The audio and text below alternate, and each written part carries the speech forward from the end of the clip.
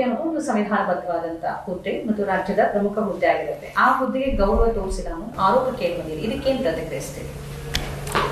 ರಾಜ್ಯಪಾಲರ ಹುದ್ದೆ ಸಂವಿಧಾನಾತ್ಮಕವಾಗಿರೋದು ಹೌದು, ನಿಜ.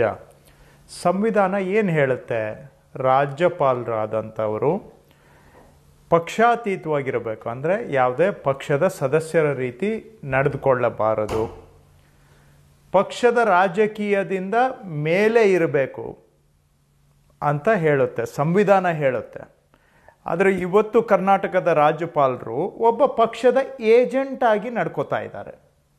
ರಾಜಕೀಯದಲ್ಲಿ ಅವರೂ ಕೂಡ ಒಬ್ಬ ರಾಜಕಾರಣಿಯ ಥರ ವರ್ತಿಸ್ತಾ ಇದ್ದಾರೆ. ರಾಜ್ಯಪಾಲರ ಕಚೇರಿ ಒಳಗೆ ಇದ್ದಾಗ ರಾಜಕೀಯದಿಂದ ಹೊರತಾಗಿ ನಡೆದುಕೊಳ್ಬೇಕು. ಅಂದರೆ ರಾಜಕೀಯ ಅಂತ ಹೇಳಿದ್ರೆ ಪಕ್ಷದ ಒಬ್ಬ ಪ್ರತಿನಿಧಿಯಾಗಿ ನಡೆದುಕೊಳ್ಳಬಾರದು, ಪಕ್ಷಾತೀತವಾಗಿರಬೇಕು. ಇಲ್ಲಿ ಅವರು ಪಕ್ಷದ ಕಾರ್ಯಕರ್ತರ ಥರ ನಡ್ಕೋತಾ ಇದ್ದಾರೆ. ಹಾಗೂ ರಾಜಕೀಯ ಸಂಘರ್ಷಗಳಿಂದ ಮೇಲೆ ಇಲ್ಲದೆ ಇವರೇ ನೇರವಾಗಿ ಪಕ್ಷ ರಾಜಕೀಯಕ್ಕೆ ಇಳಿದಿದ್ದಾರೆ. ಹೀಗಿರೋವಾಗ ನೀವು ಸಂವಿಧಾನವನ್ನು ಅಗೌರವ ಮಾಡ್ತಾ ಇರೋದು ನಾವಲ್ಲ, ರಾಜ್ಯಪಾಲರು ಸಂವಿಧಾನಕ್ಕೆ ಅಪಚಾರ ಮಾಡ್ತಾ ಇದ್ದಾರೆ.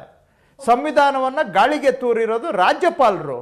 ನಿಮ್ಗೇನಾನ ಅವಕಾಶ ಸಿಕ್ಕಿದ್ರೆ ದಯವಿಟ್ಟು ಒಮ್ಮೆ ಅವ್ರನ್ನ ಕೇಳಿ, ಯಾಕೆ ಸ್ವಾಮಿ ಈ ಥರ ಪಕ್ಷದ ಏಜೆಂಟ್ ಥರ ನಡ್ಕೋತಾ ಇದ್ದೀರಾ? ಸಂವಿಧಾನ ಹೇಳುತ್ತೆ A governor should be above party politics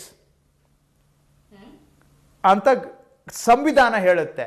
ಆದರೆ ನೀವು ಯಾಕೆ ಒಬ್ಬ ಪಾರ್ಟಿ ರಾಜಕಾರಣಿ ಥರ ನಡ್ಕೋತಾ ಇದ್ದೀರಿ ಅಂತ ಒಮ್ಮೆ ಅವ್ರಿಗೆ ಕೇಳಿ, ಏನಾದರೂ ಉತ್ತರ ಕೊಟ್ಟರೆ ಆಮೇಲೆ ಖಂಡಿತ ಚರ್ಚೆ ಮಾಡೋಣ.